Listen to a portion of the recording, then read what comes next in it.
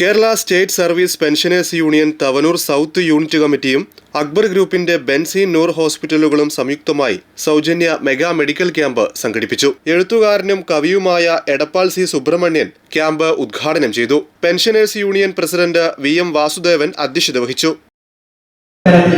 ഒരു ആരോഗ്യ പരിപാലന പരിപാടിയാണിത്. ഇതിന്റെ സാങ്കത്യം എത്ര ഉണ്ട്, ഇതിന്റെ പ്രസക്തി എത്രയുണ്ട്, വളരെ ചിന്തിക്കേണ്ട കാര്യമാണ്. ഇപ്പൊ നമ്മളിവിടെ കൂടിയിരിക്കുന്ന പോലെ 25-30 ആളുകളാണ് കൂടെ ഉണ്ടാവുക. പക്ഷെ ഞാനിത് പറയാൻ കാരണം നമ്മൾ ഓരോരുത്തരും ഒരുപാട് മേഖലകളിൽ പ്രവർത്തിക്കുന്നവരാണ്. അപ്പൊ ഞാൻ ഈ പറയുന്ന വാക്കുകളൊക്കെ തന്നെ ഇവിടെ അവസാനിക്കുന്നില്ല. അത് ചർച്ച ചെയ്യപ്പെടേണ്ട ഒരു വിഷയമായതുകൊണ്ടാണ് ഞാൻ ഇത് പറയുന്നത്.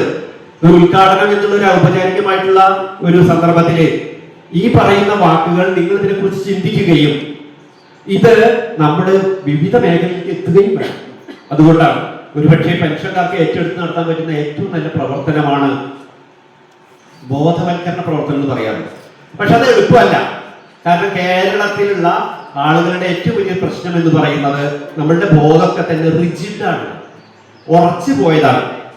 കേരളത്തിലുള്ള ആളുകളുടെ ചിന്താഗതി മുഴുവൻ ആളുകളുടെ കാര്യമല്ല പറയുന്നത്.